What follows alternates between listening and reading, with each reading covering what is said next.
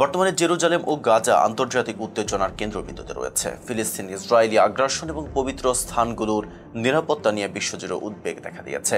এমন প্রেক্ষাপটে মুসলিম ও খ্রিস্টানদের মধ্যে ঐতিহাসিক সম্পর্কের প্রতীক হিসেবে তুরস্কের প্রেসিডেন্ট রিসেপ তাইয়িপ এরদোয়ানের হাতে তুলে দেওয়া হয়েছে সপ্তম শতকের এক ঐতিহাসিক দলিল।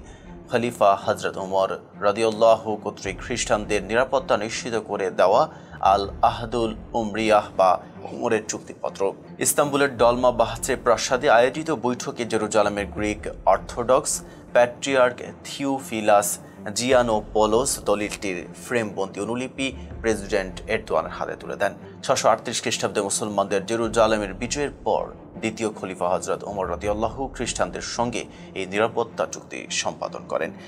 ইতিহাসবিদদের মতে আল আহদুল উমরিয়াহ এমন এক দলিল যেখানে খ্রিস্টানদের জীবন, সম্পদ, উপাসনালয় ও ধর্মীয় স্বাধীনতা রক্ষার নিশ্চয়তা দেওয়া হয়েছিল। চুক্তিপত্রে স্পষ্টভাবে বলা হয়, খ্রিস্টানদের গির্জা ধ্বংস বা দখল করা যাবে না, তাদের ধর্ম পালনে বাধা দেওয়া যাবে না, গির্জার সীমানা হ্রাস করা যাবে না এবং তাদের সম্পদ ও জীবন সুরক্ষিত থাকবে। একই সঙ্গে উল্লেখ রয়েছে জেরুজালেমে ইহুদিরা বসবাস করতে পারবে না, খ্রিস্টানদের অন্যান্য শহরের মতো জিজিয়া কর দিতে হবে এবং বাইজেন্টাইন শাসকদের শহর থেকে অপসারণ করা হবে।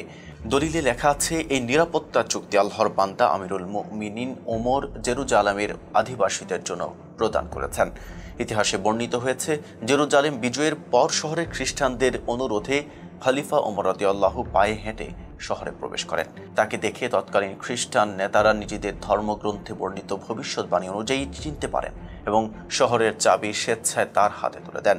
খলিফা ওমরের সহনশীলতা ও ন্যায় বিচার খ্রিস্টান নেতাদের গভীরভাবে প্রভাবিত করে। তারা মুসলিম শাসনের অধীনে শান্তিপূর্ণ সহাবস্থানের প্রতিশ্রুতি দেন। তুরস্কের রাষ্ট্রীয় সংবাদ সংস্থা আনাদোলো জানিয়েছে, বৈঠকে গাজায় চলমান ইসরায়েলি হামলা, জেরুজালেমের পবিত্র স্থানগুলোর নিরাপত্তা এবং মুসলিম খ্রিস্টান ইহুদি সম্প্রদায়ের বর্তমান পরিস্থিতি নিয়ে বিস্তৃত আলোচনা হয়।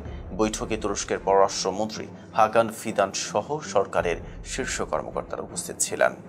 এই ঐতিহাসিক দলিলের হস্তান্তর বর্তমান পরিস্থিতিতে একটি বিশেষ বার্তা বহন করছে। জেরুজালেম যখন আবারও সহিংসতা ও সাম্প্রদায়িক উত্তেজনার কেন্দ্রে, তখন খলিফা ওমরের সেই মানবিক ও ধর্মীয় সহনশীলতার উদাহরণ আজকের পৃথিবীতে শান্তি ও সহাবস্থানের জন্য অনুপ্রেরণা হতে পারে। এতক্ষণ সাথে ছিলাম মেহেদী হাসান। ফেজ দ্য পিপলের সাথে থাকার জন্য ধন্যবাদ।